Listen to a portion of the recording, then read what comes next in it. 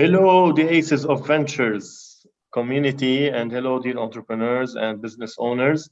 This is our weekly mastermind, and we're happy to have business owners joining us as usual during this mastermind. I will start by introducing the Aces of Ventures because some people are joining and maybe it's new to them. I will start by showing you the logo and the name. It's a decentralized entrepreneurship accelerator.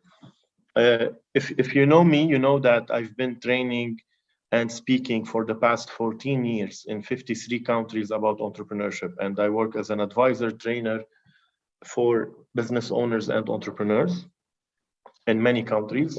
So when Robert, who's an entrepreneur and a serial entrepreneur with 6 businesses in his portfolio, came to me and he said, Andre, we don't want to miss the Web3.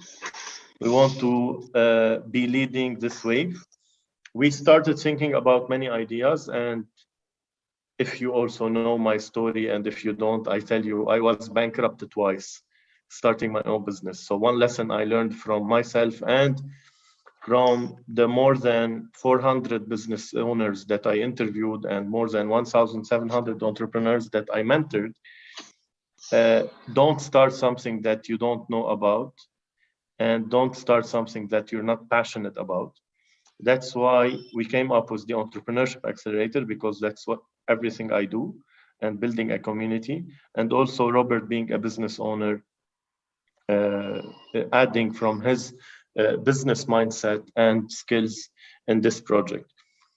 Why Aces of Ventures? Because when we thought about entrepreneurship, we all know that entrepreneurs are those who take risk. Entrepreneurs are those who know how to play their cards, when to play their cards. They go all in.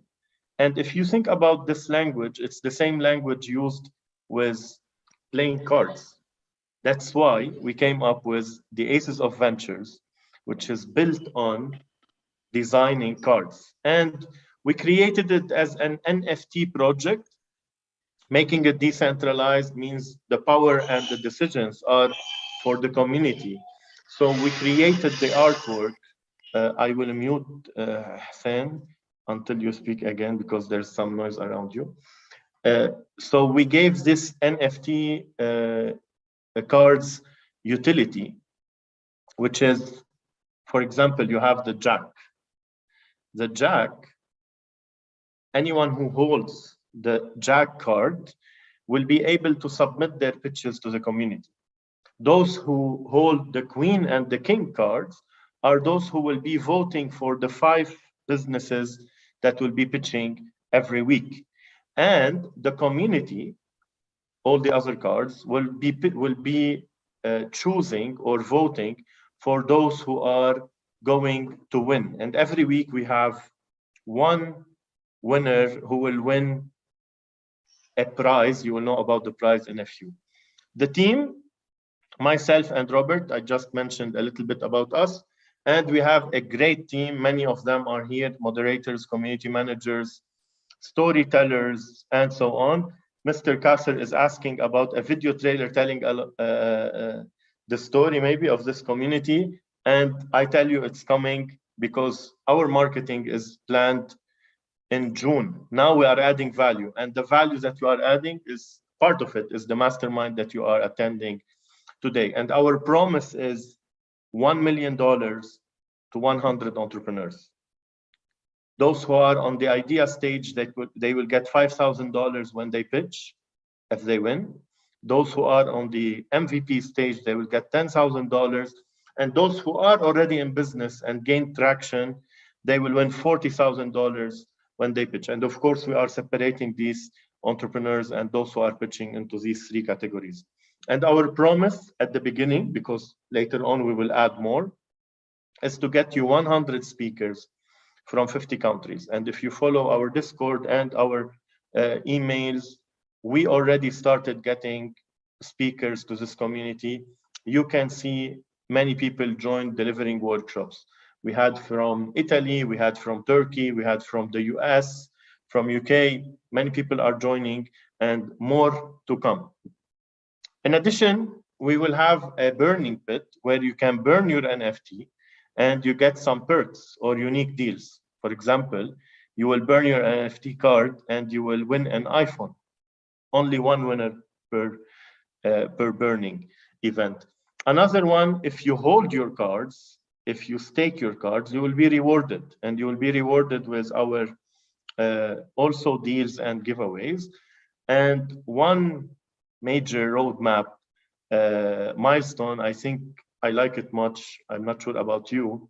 Tell me, what do you think about it? It's the fusion. When you merge two similar NFT cards and you get more benefits. For example, it's not only this one. Example, you will have access to 1,300 lounges worldwide, airport lounges.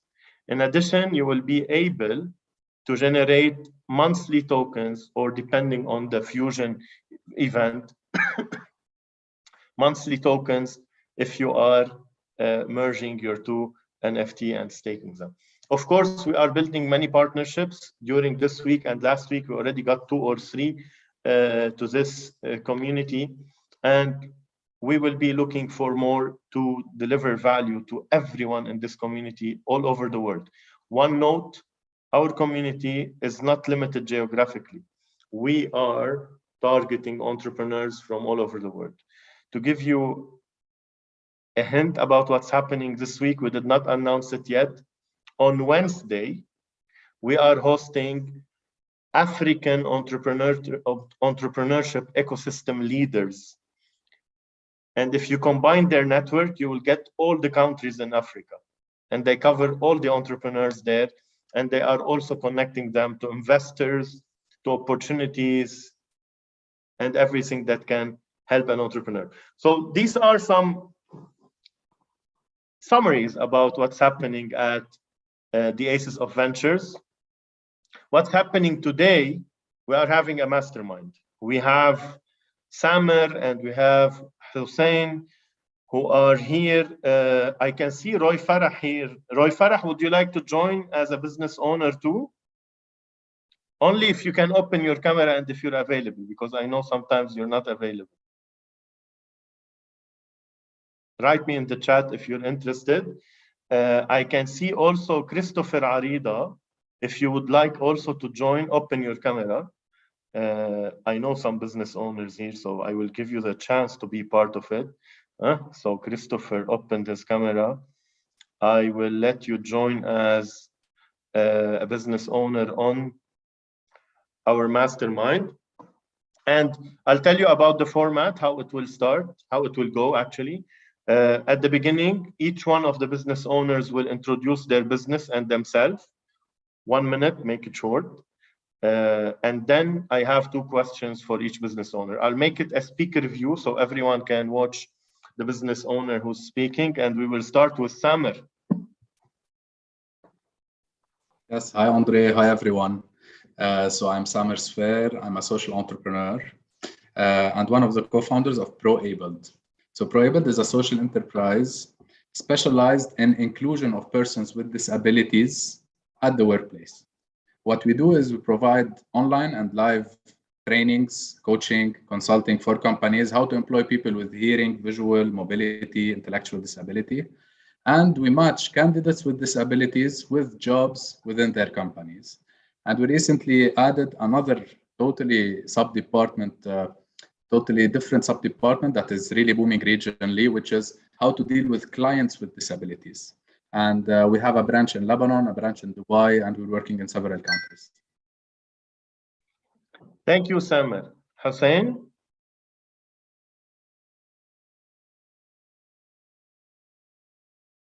Please unmute yourself, Hussein.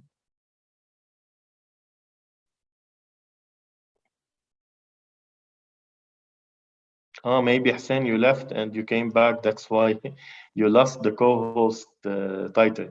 Okay, unmute yourself again, please. So this is Hussein Zaid, the founder of Quad. So Quad is a business house consisting of Quad Digital Media, which is a digital media agency that helps people to create content and to visualize the content. Most basically SMEs. And we have under the business house, we have a co-working space for us. So it helps the youth and entrepreneurs and the millennials in the Badawi area and Tripoli to start their own business. And till now, as Quad Digital Media, we achieved projects for clients in around 20 countries. A lot of our clients need consultancy and training. So till now, we trained around 6,000 client or youth or SME in the digital media scope, and we do a lot of productions that are suitable for the social media. Okay, Hassan, while I go with the others again, if you can fix your voice, because many people are telling me they can't hear you well. Maybe if you log from a laptop, you can change your AirPods. I don't know. I will continue with Christopher. Christopher, good to see you here. Yes, good to see you as well. Hello, everyone. So I'm Christopher Arida, co-founder of Diwama. We're a startup which started only like a couple of years ago with the Beritech. And right now we are based in Europe and in UAE. And what we do is we do image recognition using AI for waste to help waste management companies increase their sorting efficiency as well as their recycling revenues. As I said, we have customers in the UAE. We have also newly customers in the EU. And that's it. Thanks, Andre. Amazing. You're welcome. So the second phase, by the way, we have one business owner who's coming from Zambia and joining us, but he just told me he's a little bit late.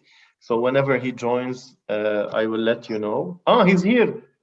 Okay, Stephen, please unmute yourself and introduce yourself and your company. All right. Thank you so much. I can't hear you, or everyone can't hear you? Yeah, we can't hear him. Okay, we can't hear you. We heard the first word, I guess. Can you? We can't hear you again.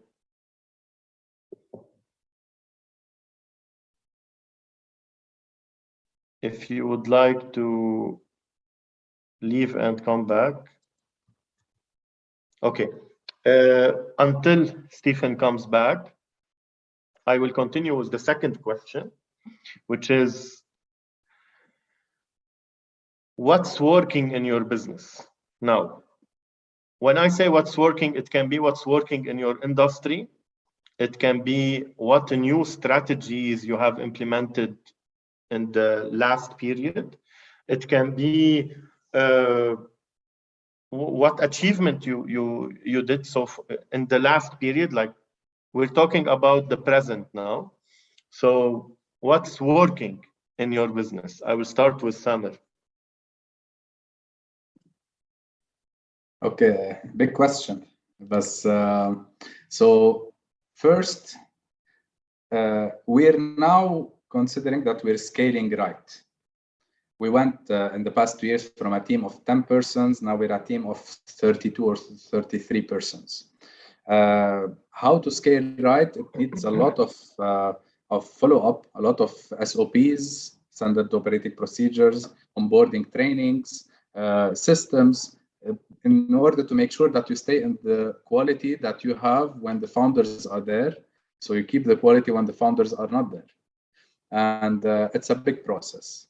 And this is also part of previous discussions with Andre on succession planning. So what would happen with the business if we're not there?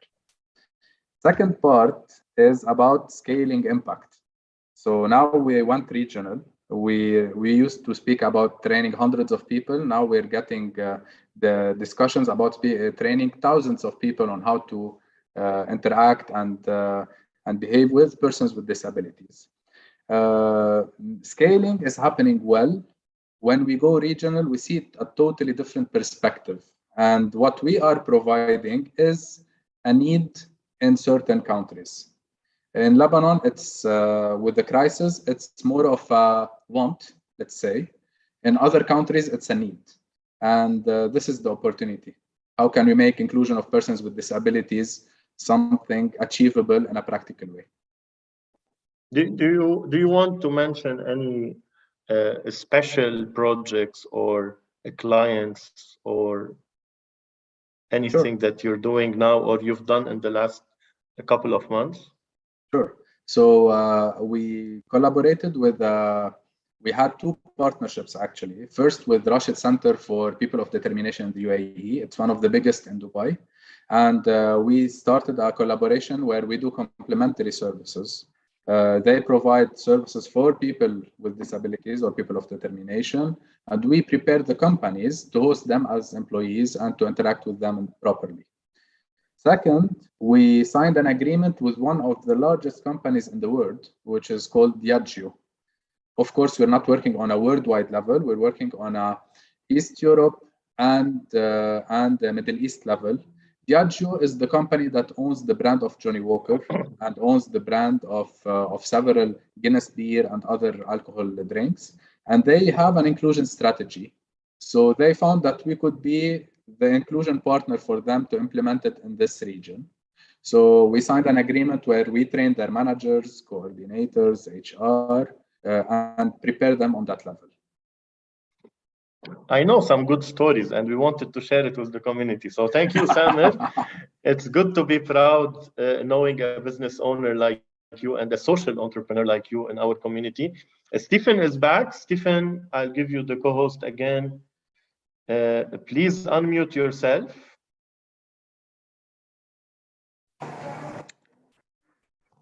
Hi, I hope you can hear me now. Yes, we can hear you now. And did we lose you again? Okay, it's not working. We're only able to get the first couple of words. Try again. I'm really sorry, Stephen. It's not working. No, we can't hear you. We can't hear you. I will continue with the second question and the business owners. We had Hussein next. Hussein, what's working in your business? سامعني منيح هلا؟ أحسن؟ Yes, we can hear you. So for me, I do. A very quick introduction. So we have an institution called Quad. Under Quad, we built our company, a digital media company. It's called Quad Digital Media. This is the slogan for our company. So we usually create content and visualize this content for basic SMEs and small business. And on the other hand, we have CSR for our company. It's called the Daily Working Space. We help millennials and youth in Tripoli, North Lebanon. Hassan, in order to give you the right value and to hear you well, can you get earphones or change maybe your AirPods or anything, because the echo is very high. Again, I was using the try them again, maybe. Try them again.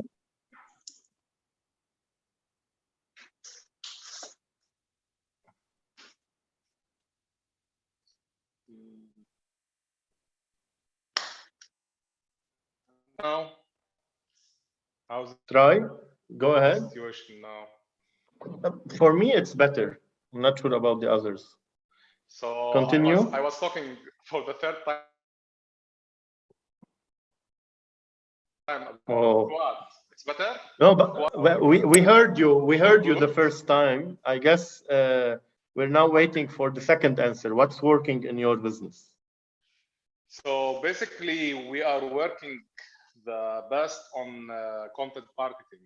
So we used to create a lot of content for ourselves, for our projects, and for our clients. And a lot of this content is for free. So and I can say that the content we produce is visual content and even training content. Yani the training courses we do, the workshops we do, we take this as content, and also the visual content we produce over social media. So content marketing is doing good value and bringing value to the youth and to the millennials and our audience, and it's giving us a lot of leads, a lot of business opportunities, a lot of cooperations, a lot of projects. So what's going well in our work is content marketing till now so far. Any tip or any special strategy in content marketing that you would like to share with entrepreneurs? So yes, I say this a lot through our trainings and the content we create, that we always put the value of the people and our audience is the top priority. وعن جد يعني بس دائما نحن نكون حاطين the value and the benefit of the audience. رجعنا English. Yes. So when it's the top priority, it always pays off and pays back, because people, let's say, know that they are getting value. Institutions, NGOs, other companies, they know the value we are creating. This is all the time pays back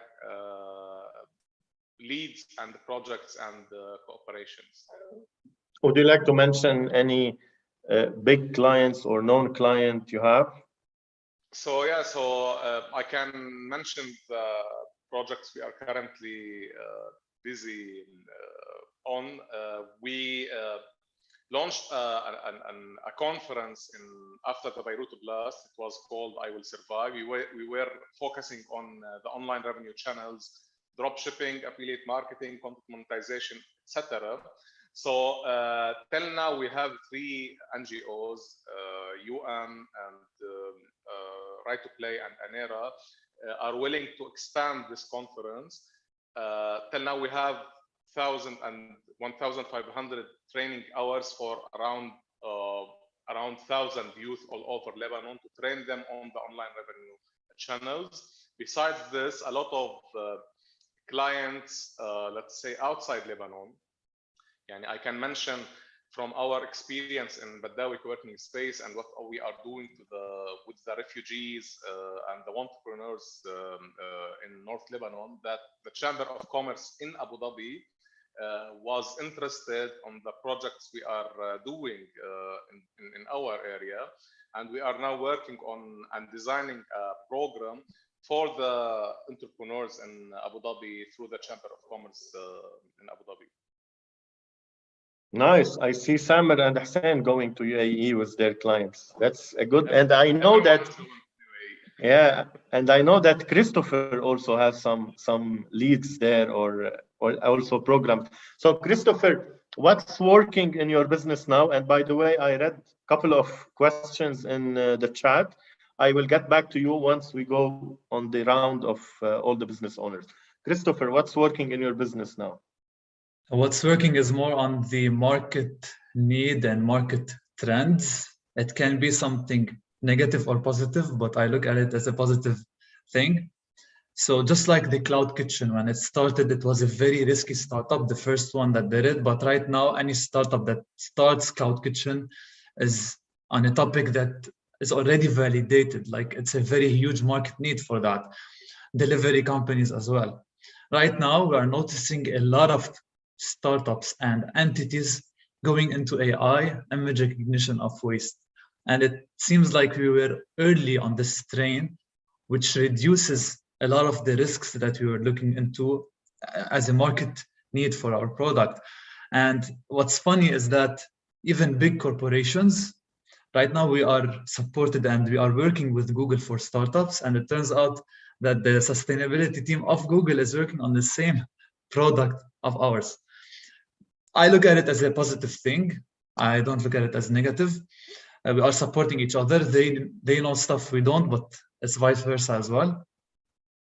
So that's mainly what's going well. We notice a lot of just emerging new projects. We have seen big brands like Pepsi, Nestle, Cola just collaborating to do similar technologies. And this can be an opportunity for us to collaborate on that. Mm-hmm. Christopher, I know that you've been part of many accelerators worldwide and also many programs. Can you tell us if you are still part of any worth mentioning, and maybe one lesson that you can share with the entrepreneurs here about the international accelerators and programs? Yes, for sure. We have been part of many.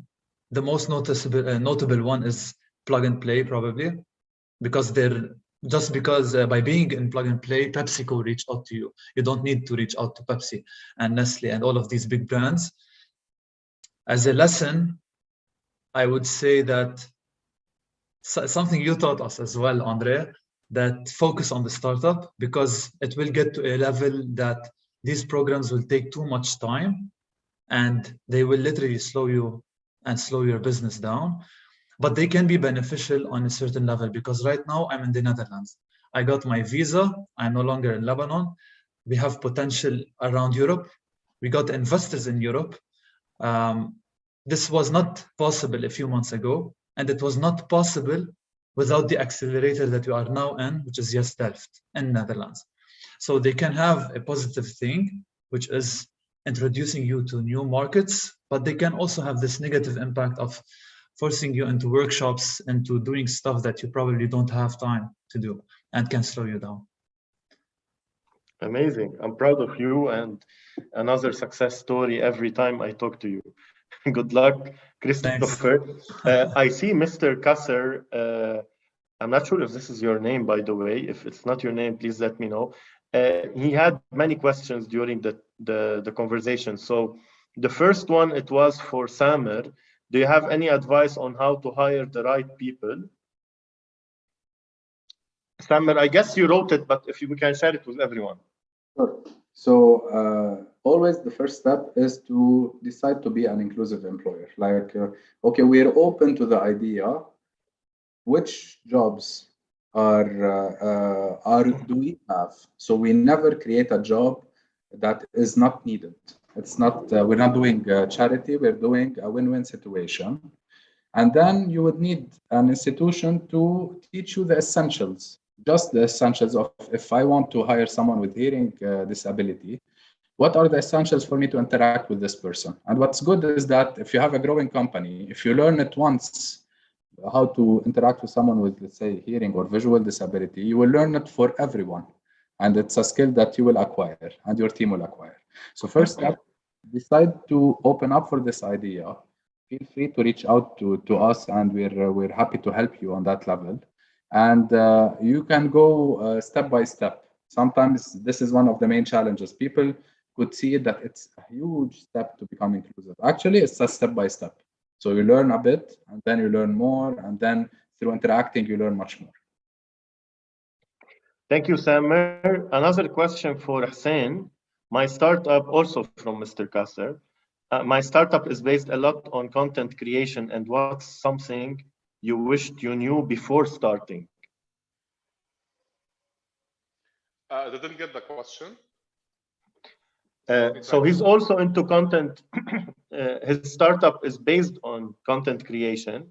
So he says, what's something you wished you knew before starting?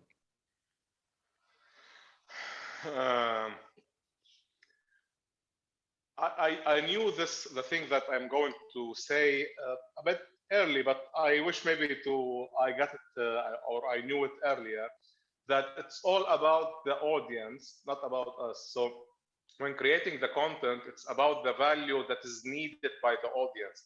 What's the need for the audience, not what we need to tell the people about us or about knowledge. So it's maybe a lot of times we created content or training courses to showcase maybe our knowledge or our expertise in something, but it's about to create a content or to create a training or something like this that we are good and experts at, but the audience needs a lot. So it's about the need and the priority of the value for the audience. He has, I guess, another question for you. He said, my startup is content creation that's oriented towards education for all ages, which should have a big audience. It's similar to your business, but yours is for training or awareness or ads. Any tip on finding the right platform and how to reach and deliver idea properly. طيب هلا first regarding the you mentioned Mr. Kasser that Kasser, yeah. Yes, big audience. So first of all, I invite you to rethink about this term, big audience. I think you need to rethink about having a niche audience and to know the personas or the characteristics of the audience. I think the word a big audience is very heavy on us and very tiring for us because the needs of the audience is something that needs a lot of time and investment to know what are the needs of this audience. So as niche and as small as your audience is, as it's better for you to deliver the value for this audience. So this is the first thing that I invite you to rethink about this term. The second thing, if you are asking about platforms, technically the tools and the platforms, I don't think that. I think that this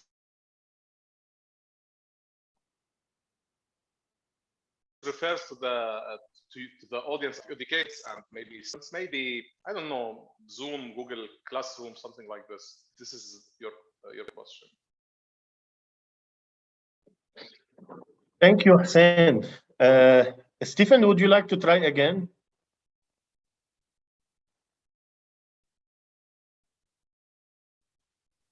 Stephen, yes? Would you like to try again? Oh, I'm sorry, man. We can't hear you. We can't hear you again. I'm really sorry. Try to join from your mobile. Meanwhile, we're going to the third question, or actually it's the second question after your introduction. What's one challenge that you are facing now? I'll also start with Samer. Okay, one challenge. When we're in our internal team, we know that in Lebanon now there is a huge problem of people traveling, people leaving, and this problem is creating eventually a lot of opportunities for employees, but also challenges is that a lot of people are not available. So retention of team members is a challenge. How can we overcome it? We need to provide a full solution. It's not a one-stop shop, one thing that you need to do. So we need to evolve into flexible timing, convenient schedules, training for the team, a good package. So it needs to be a combination of many things. Second solution, which is very important, again, building the system makes the enterprise not as much dependent on people, including us as founders, including me as a director, to any employee in the team. When we build the system, when we write the system, when we try to make sure that procedures are there, you can make this turnover easier. So this is one challenge we're having with the solutions that we're trying to achieve. Nice. Samer, before we go to Hussein, I would like to ask you if you have any question to the other founders, or maybe you can state a challenge that you are facing and you would like their insight, for example. Maybe the insight of the community as well. Sure. So first, let me start by, I know Hussein, of course, but I didn't know about Christopher and their enterprise, and I love it personally. Everything that makes social or green impact, I'm all for it. So best of luck. Actually, my question would be related more to the region that we're discovering all together, which is the Gulf region. We're all trying to figure out what is the culture, what is the opportunity, how can we go through it. So basically in our field, or even in the recycling or other fields, we're seeing there is an interest for doing impact and achieving impact there. How much are you seeing that this could be more of a, let's say, showing that we're doing impact and feeling good about it versus really achievable programs? where do you see opportunities of really achievable programs in the UAE and in the Gulf area in general, Saudi Arabia or others? So brands, let me talk about what I know as for a fact. Brands like Pepsi, Nestle, Cola have targets around the world for recycling. They have targets in the Middle East, and the European entity is putting a lot of pressure on the Middle Eastern entities because they are not hitting the targets. So what I know for sure is that there's a lot of opportunity there with these large corporations which are contributing to the population in terms of plastics, mainly plastics. In terms of governmental goals, we know they are working very hard. They have a vision. For example, the UAE has a vision of, I think, recycling. I forgot the vision, but it's achieving much higher recycling rates in 2025 and 2030. They did not achieve the previous targets. I don't know how much additional efforts and investments they will put, but what I know is that not hitting their targets have made them even be under more pressure, and a lot of efforts are seen, especially with the accelerators. So right now there's a lot of accelerator topics around sustainability, which was never seen before, especially in the Middle East. We are right now working with PepsiCo also with their Greenhouse MENA accelerator. Literally, the name is Greenhouse. It has been happening for the past 7 years in Europe, and this year is the first time it happens in the Middle East. You can see this trend in KSA. Every single tender for waste management should have AI to optimize its operations, for example, from now on. So every single company that needs to handle any project related to the government of KSA and waste has to have AI. So there's a big trend on waste, sustainability, and AI in the Middle East, and that's about what I know. I don't wanna there's Lemon. I need to be just factual. All good, Samir? Yes, perfect. Thank you. Okay. Christopher, what's one challenge you are facing in your business? So the biggest challenge is that we didn't really reach the product that is commercial, that we can commercialize, especially that AI needs a lot of training. AI needs a lot of training in other fields, not to mention waste, where a plastic bottle can appear in 1,000 shapes. The data needed is huge. The investment needed is huge before reaching the break-even point. So the strategy we're following is making the customers pay for something that they don't still get value for. And to get that, you need these early adopters who are very, very enthusiastic, which are very few. The biggest challenge is getting as much as we can as of those. They are more common in Europe than the Middle East, definitely. But yeah, that's the biggest challenge, to make them pay. Like, it's like a premium price for a value which is minimal right now. Mm-hmm. And how do you see we can help you? What is a question or a challenge that we can support you in?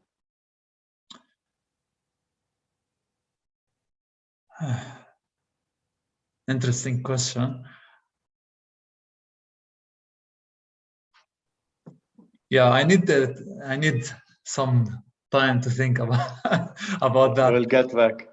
We'll get back to you. We'll get Andre, back to you. if I can give some idea for Christopher on that Sure. level. Go ahead.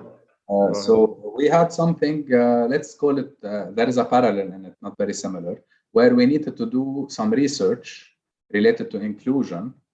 And it's a costly research that no company is going to pay for. It was like roughly $60,000, $70,000 research on something very specific. And what we realized is that this could go into becoming a sort of academic research. So what we did is that we actually were searching for research grants, and we joint efforts with experts in the academic sector. We applied for a grant, we got the grant, and we did our research. And our pledge was that, okay, not all the details or the privacy details that are needed. However, some info and insights are going to become an academic research that is published. And some of it, which is very technical and for us, is going to stay with us. And the institution actually paid for the research. So and if you're finding challenges for the companies to pay for something to develop, and which is research, basically, if I understood well, you can correct me if I'm wrong, you could actually try to apply to EU, to several places. It was a Canadian fund for us, where they could support you, and you create a sort of win-win on the academic level, plus keeping the privacy of what you want private. It's not about the research, it's more about training the AI. So the most resources will be spent on collecting the data and labeling the data, which is very specific to the customer. And that's why probably collaborating with the research institute might be in the beginning stages. So we got this grant, these many grants actually. We developed the main product, and to customize it for every customer, it still needs a lot of costs. It's a bit too heavy for now, especially that we don't provide the highest accuracy possible. You know what I mean? It's not about that we need something new or something very specific, but rather how do we increase the accuracy of the AI for that specific customer.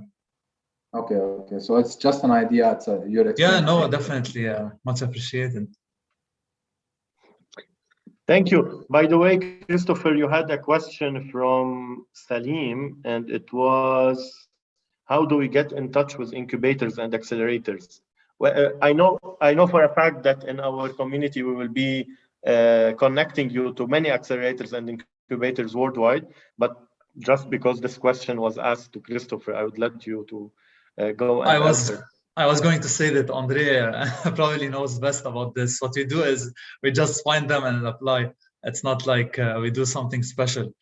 It's not like investors. You have to do warm introductions. We just purely enter the website, see an accelerator. Usually I open Facebook for that. Once Facebook sees that I enter one accelerator, I just get the many accelerator and incubators doing these ads on Facebook or Instagram. I enter, apply. They do interviews, pitching. It's like a competition where they select like 10-20% of the startups that apply.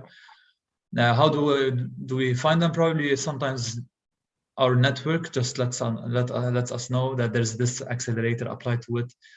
We look into that, but there's no secret for it other than this. A Google search can help also. Yeah. Okay. Thank you, Christopher. I see many people are asking for connections with the speakers. So I would like to ask you, everyone here, you can include your LinkedIn profile or your business website in the chat. Make sure you include it with the HTTP, because if you just write www, it's not clickable. So everyone can connect with you. Hussein, did I ask you about a challenge? No, not yet. It's your turn. So I was talking about the working with the community, working in content marketing, providing value to the people, working with the refugees communities. So this is very good. We have good leads generating out of these, a lot of connections, a lot of business opportunities.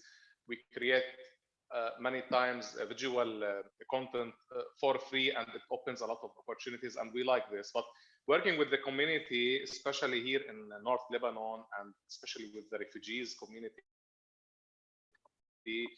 is a bit the community is a bit demanding. There's a lot of needs within this community. The youth needs a lot of guidance, a lot of programs, a lot of courses, a lot of it's a challenge for us.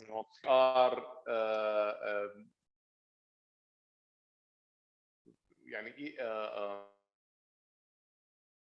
Hussein, you're cutting. Maybe if you would like to change your connection. Continuing with working with the community, it's a bit tiring, and it's on the business level. You didn't hear? No, continue. We got you again. Continue. Right. So as this working with the community and working with the needs of the people and the youth and our audience is really beneficial for us, but it's a bit tiring because there's a lot of needs for the youth and the community here within our audience.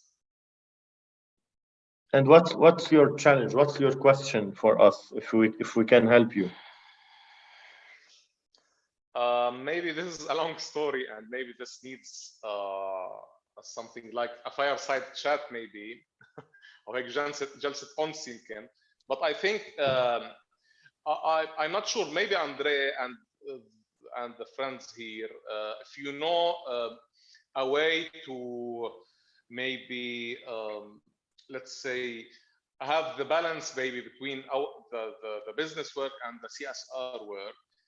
At our case, we tried a lot to have both of works separated, but till now it didn't work. Maybe if there's some system for this, maybe if there's some success story for this to study as a case study. Mm-hmm. I guess Samer should have some insights about this, right? The business and the CSR, the relation. Okay. So yeah, it's a bit different. So CSR would be more if your core work is not CSR and you have a very, very small part which is related to social impact. I'm gonna speak in general relating social impact with business part. Sometimes it could work together. So it does not have to be the taboo of being free. Sometimes it could be free, sometimes it's not. Depends on the audience. Is it a barrier to do impact if the audience or anybody pays for it or not? If it's not a barrier, let's make it. We sell our trainings. We make a lot of impact in people's lives by selling the trainings. In Lebanon, companies do not have the money to actually pay. We get grants, and the grants would cover for the trainings. So what, for me at least, my perception is, if you can do impact, try to make it sustainable. If it doesn't work, get a grant for it, and always have one person was used to tell me this. I'm gonna say it in Arabic and then say it in English. إذا بدك تحمل أشخاص على كتافك بده يكونوا ركبك قوية. So if you want to support other people, you cannot bankrupt yourself and say I'm supporting other people. You need to make sure that you have the right financial structure, right sustainability to support, and then you support a lot. I like that. By the way, I will add one personal story here. In 2016, it was the year after we had the first summit at Entrepreneurgy in 2015. And it was a very successful summit. In addition, it got me exposed or showcased to many entrepreneurs and accelerators, programs, events, incubators, and so on. And people started asking to meet with me one-on-one to support them with their applications, business model, applying for investments, and so on.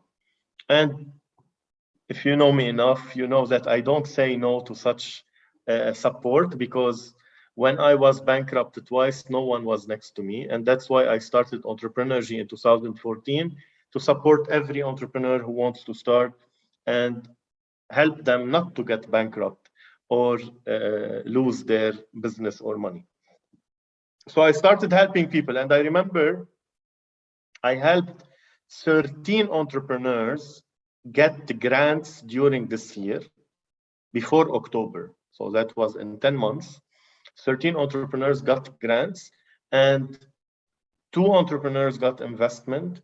And I remember that in 2016, the total of investment that I got to entrepreneurs that I supported one-on-one, pro bono, like you're doing, Hassan, and if you want to call it CSR, it's not CSR, it was support. It was around 2.5 million the sum of everything that I got to the entrepreneurs. And then in 2016, we had the summit, our summit, Entrepreneurship Summit. And I don't blame anyone, by the way, and I don't do good in order to get back. But I tell you, out of these 13 entrepreneurs, only 2 showed up at my summit. And that was shocking because they were invited personally to join the summit. That's number one. Number two, after the summit, because the summit was in November, after the summit, I looked at my bank account and I looked at, we did good that year, but we could have done better because we had a plan. I could have given more time for the business and so on, but I was giving my time to many entrepreneurs. So I mentioned 13, but just imagine how many people I supported one-on-one in order for only 13 to get the grants. So that was a lot of support for people. And in 2016, I was going to Malaysia for the Global Entrepreneurship Movement event. And then during the when we were onboarded on the plane, they played a video, and you remember that oxygen mask. They tell you put the oxygen mask on your face before you put it on your children's face. That was like, if someone is afraid that a life will be gone, they are afraid on their children before they are afraid of them on themselves. But this video tells you, if you don't put oxygen on your face, you will not be able to put oxygen on your children's face. So start with you first. And this was actually my awakening moment at this trip. And I said, in 2017 and moving forward, I will start putting the oxygen mask on my face, handling my business first, my work first, and then support more people.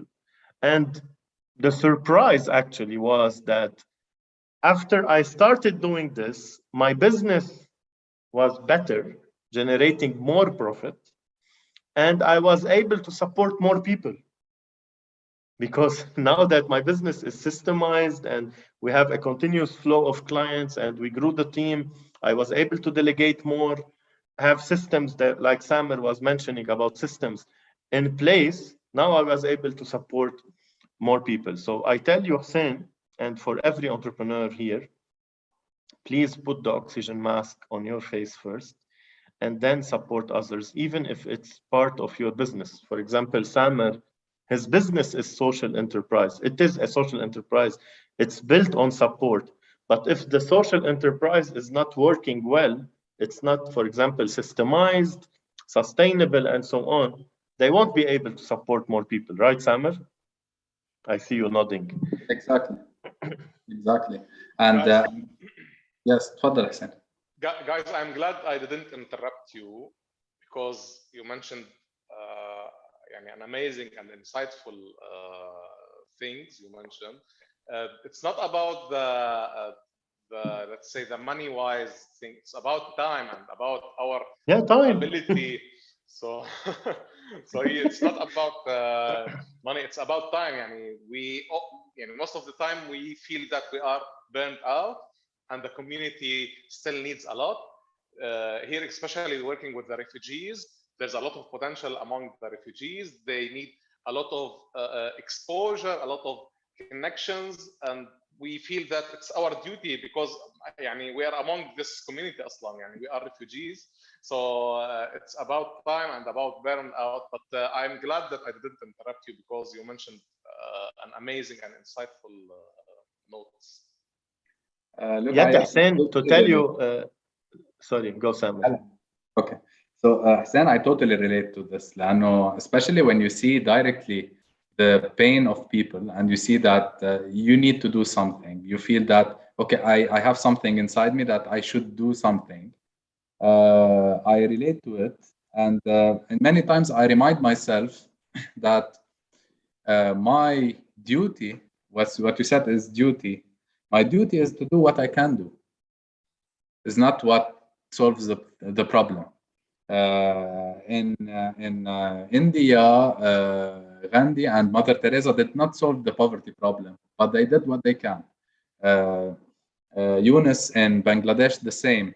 So I think that we do what we can, and there is a small trick that I like, which is motivating and helps on the burnout level, is to count up, not to count down. So when you support people, do not count that there is still 100,000 persons that could need my services.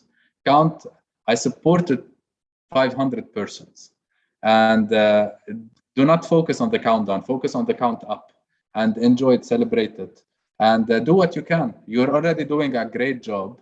If you burn out, nobody's gonna benefit on the long run. Everybody's gonna lose, including you, including the refugees. So try to make sure to take care of your well-being too, for them and for you, both together, and just do what you can and count up. I love that. Count up, don't count down. Amazing. Can we quote you on this? Or it? Yes, sure. صار في 3 كوتس هلا لسامر. Good. Thank you, Samer. Thank you, Hussein. Anything else you would like to share? By the way, Stephen, in order not to burn your interference with us, because we already mentioned 3 topics already, I will invite you to be with us next week. Good? I can see you smiling. Maybe you're trying to use your mobile. Wait. I will give you access on your mobile. Try to unmute it now. Okay. Finally, welcome. I kind of got frustrated a bit, but thank you for giving me the chance, and it has been great just listening to. Yeah, I'm looking forward to my slot next week. Thank you very much. Meanwhile, would you like to introduce yourself just for people to know who you are and what you do? My name is Stephen Muraga. I'm a Zimbabwean born, but I'm doing business and living in Zambia at the moment. I'm a founder and the CEO for Nyamula Logistics, which is a logistics startup in Southern Africa. We are concentrating mainly in cross-border transportation, haulage trucks, and we are building a marketplace for small-scale truck operators and shippers that connect small-scale truck operators to shippers. We've been operating manually from 2018, and now it's when we are testing our digital platform. So, yeah, and in addition to that, I also co-founded a hub, an innovation hub, a young innovation hub in Lusaka. Yeah, that is my other engagement, but mainly every day I'm a logistics guy. Amazing. Well, I really look forward for next week then, Stephen. Okay. And by the way, on Wednesday, we will announce it later. On Wednesday, we have a panel for African entrepreneurship ecosystem leaders. I'm sure you know some of them or you've heard of it, but I'll keep it a surprise to do it. And we look forward to seeing you next week. Thank you for joining us today. Thank you so much. Thank you. Good. So I had, now I will take some questions from our community. And I had one question earlier. It was by Khaldoon, and he asked all of you, you can answer it one by one. What are your main KPIs? If you have KPIs in your business, I guess we all do, but what are your main KPIs? Maybe we name 1 up to 3 max, not more. I will start also with Samer. Okay, so one impact KPI is number of people trained and acquiring the skill of inclusion. One financial KPI, how much profit will we be able to make in a year and to sustain our business. And one employee KPI is actually how much did they provide new ideas and being proactive. I like the word in Arabic, نحن النخوة قديش في نخوة عند الامبلويز اللي معنا. So these are 3 KPIs. Good. Hassan? So تقريبا almost the same as Samer, but I might add for us the number of maybe connections, leads we have. I can add this to Samer's. Okay, thank you, Hassan. Christopher? So we have the accuracy of the AI, which drives our revenue.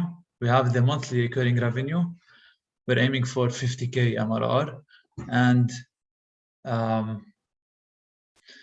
the number, if you want, probably reducing, we want to reduce the sales cycle length for the sales, measuring the sales cycle. Mm-hmm. How long is it now? 9 months to a year. Okay, cool. Anyone else has a question for the speakers? I had a question earlier. Let me check it. One. By the way, I see many people shared their LinkedIn profiles, so please feel free to connect with each other. And by the way, when you go on Discord, you can have the ACE Follow ACE channel where you can put your social media profiles and everyone will check it even later on, because this channel is always available to the community. Mr. Kasser asked a question for all of you also. How can Web3 help or affect your business? Oh, no, it was for Christopher, for the AI. So it's only for you, Christopher. I wanted to comment on that. So lately I have been getting introduced to NFTs, Web3, Metaverse, all of these trendy subjects. So I don't know how. I would love to hear from you if you can help with that. Nice, interesting. I saw you joined our Discord channel, Christopher. Yes. And I would like you to stay updated. You don't have to be active all the time because it's a full-time job. I saw the Discord, like people are engaging 24/24. By the way, big credits to all our moderators. I can see many of them here because they are really on Discord 24/24 just to engage with the audience, with the community, and to answer their question and onboard them, because many of people who are joining us, Jimmy already wrote the Discord link if you want to join. Many people don't know about Discord. Many people don't know about Web3, don't know about NFT, and so on. So Mr. Kasser, Christopher answered you, and he said he's been looking around Web3, NFT, and Metaverse and stuff, but he's not sure yet how to include it in his business. Maybe he's on our Discord. Maybe you can initiate a conversation with him on Discord, and we can also create a fireside chat about that later on. Thank you, Christopher. Khaldoon, you wrote something very long, and I don't see a question. Okay, so there is a question. Khaldoon, I am a computer science university student that established a team of 3 members and participated in the HALT Prize and got qualified for the Lisbon Regional Summit with an outstanding startup idea. So I would like to hear some tips from you that will benefit me as an 18-year-old who wants to bring his startup idea to the world. Khaldoon, before we answer you, I will give you the right to unmute yourself. Please unmute yourself. Hello. And let us know about your idea in 30 seconds. What's your idea? Yes, our idea is focused on externships. On? Externships. It's somehow... yes, you asked about the externships. Yes. So I can't describe my idea in 30 seconds, but I would like 1 minute. It's somehow like long as you wouldn't like understand it fully in 30 seconds or 1 minute. Okay, Khaldoon, I'll tell you one thing. If you cannot explain your business in 1 sentence or 2 sentences max, it means you don't understand your business well. So you need to understand your business well. And by the way, once we're done from this session, I will go on Discord. You are on Discord? Yes. Okay. So I can explain it to Okay. you if you want. Wait, I will go on Discord, on the Okay. voice channel, Yes. and we will listen. Anyone who would like to join, go ahead. We will listen to your business, and I will help you summarize it in 1 or 2 sentences. Deal? Okay. That's the perks of being an ace. Thank you. Okay. So for everyone, he asked, what's your advice for an 18-year-old who wants to bring his business, his startup idea to the world? Samer. Okay, first, I knew you were gonna do that after your question of the 1 minute. So first, congratulations for the HALT Prize and for the regional summit. Actually, we were through the same journey in 2012. We qualified from Lebanon and went to the regional HALT Prize. We did not win the final prize, but it was an important experience for us. First, you need to have a really full solution, concrete. Don't throw like we want to do this and in 5 years we could be doing that and 3, 4, 5. Have something that you can explain clearly that makes a lot of impact. Do not speak on a local level. They don't care for local level. They care for a global solution that can be replicated in many countries. And show that what you're providing brings value. They will ask you, how is what you are doing bringing more value than what is available? If you have an answer, you have your chances. Great one. Thank you, Samer. Hussein, would you like to add? Or Christopher? Hussein? طيب. So if you are able to bring your idea to the world, you need to know the needs of your audience all over the world. I prefer, if you can, start with a small segment to know exactly the needs, to offer solution for their needs, then to go outside to the world. If you have the ability to know the exact needs of the audience all around the world, I congratulate you, and we give you all our support. But and this will be a very good and scalable business. It will replicate, as Samer mentioned. But until then, I invite you to try to focus with a smaller group to know exactly the needs and to offer the value for them. Thank you, Hussein. Christopher? I want to add to what Hussein said. There's this quote that says, think globally, act locally. So definitely, just find the first person that will pay you the first $1, and you did something that probably 80% of the startups didn't do. Just find the first customer and start talking to them as much as you can. Learn from them about their problems and make sure that this problem is frequent and a very huge pain for this customer. Well, based on our discussion now, I have a gift to everyone who's on our Discord. If you're not on Discord, go ahead and join. Maybe Jimmy, Jamal, Wissam, anyone would like to put the Discord link. And I am sharing a resource. I'm not gonna say it because you're gonna go and check it, but I'll tell you what I'm writing. Make sure you read this before you start interviewing your target customers. And I will tag all entrepreneurs in our community. You just got a free resource. Thank you, Khaldun, for this question. And I told you we're gonna continue later on in the Discord voice channel to add more value to you and everyone who's here. Any other questions? Because we're done, and also we're almost done on time. If you have a question, please write it in the chat. If not, If not, we're gonna say thank you for our speakers and business owners who joined us today. I can tell you that you added a lot of value.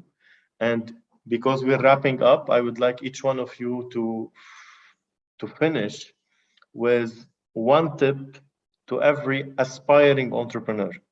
Because in our community, we have many people who are willing to start their own business. They have ideas. Maybe they have many ideas.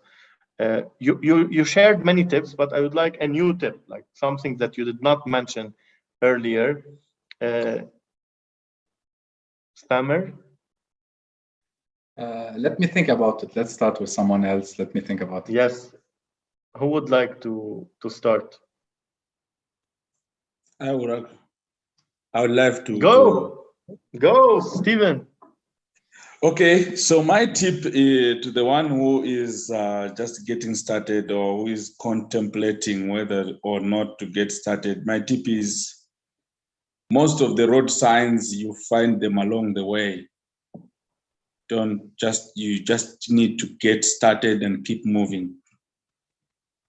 You don't need to wait until you figure out everything before you venture out. Yeah. I wish I can deliver this to everyone, but I always have this in my hand. It says, Okay. Just take action. Yeah. I see that. I fully agree with you, Stephen. Thank you. And we're waiting for more value from you next week. So who else Sure. would like to share a tip for aspiring entrepreneurs? Christopher, Hussein, Samer, who's ready? Yes, I can go. Start with the problem, not with the solution. It's very important. It took us a long time to understand this. Usually entrepreneurs start with an idea. They think of an app connecting someone to someone, and you hear it a lot without really knowing what problem they are solving. So start with the problem. That's probably the most important. Nice. In order to give some time for the others, I will share a video based on what you just mentioned. Let's see if it plays directly. Okay, before I show the video, if you don't know Ash Moria, the one I interviewed in 2017, Ash Moria is the one who created the lean canvas, and he wrote the book Running Lean and Scaling Lean. And I met him in 2017. I had a question. Let me share it from this here. Ash, hello. Hello, everyone. Good. So, if you want to give like some tips from you for entrepreneurs, what would they be? Yeah, so the thing that I find a lot of entrepreneurs fall into is this trap of falling in love with their solution. Let's just put it that way. So when you get a hit with an idea, the first thing we want to do is build something or try to find a team or resources around it. But everything is about the solution. And oftentimes when we build that solution, it's not what the customer really wanted. And so what we try to do is we try to encourage a lot of people to really start with problems, and more importantly, problems worth solving. And then from there, it's like finding the door first that you want to open, and then the key building becomes a lot easier, which is the solution piece. Mm-hmm. And I'm not gonna show all the video, but I guess that's what Christopher and the others tried to tell you earlier. So thank you for sharing that. Samer and Hussein, anyone is ready to share a tip for upcoming entrepreneurs? Yeah. So a tip that I think is very important is when you choose your co-founders, make sure you are aligned on the values and why you are doing it. It's very important because if you're not aligned on the values, you're not aligned on why you are doing it, on the first challenge or on the first success, your team will fall apart. So just make sure that this is important. For us, we're 3 co-founders. We've been working together for 10 years. We have different characters, but we share values and share the why behind what we do. I fully agree. Thank you, Samer. And Hussein? So I can say two advices maybe. The first advice that, okay, we work in business with plans, with KPIs, but sometimes you need to follow your instinct and take risks.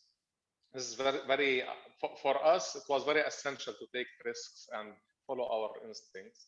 The second thing that I'm new to driving a bicycle, so maybe 2 years only. So I learned something from learning to drive a bicycle is to focus on the road, the available road that my wheel can go through, not to focus on the obstacles and on the holes and something like this. So I applied this to the business. I need to focus that my wheel can pass through this available road. If I was all the time thinking about the الجوار or the obstacles and something like this, I will be all the time afraid. So just focusing on the available road, it was very mind shifting for us in our business. Thank you. Thank you, Hassan. Thank you, Christopher. Thank you, Samer. Thank you, Stephen, for the intervention also, and see you next week again. And thank you for everyone who joined us tonight. See you next week. And don't forget, we're on Discord directly after this session.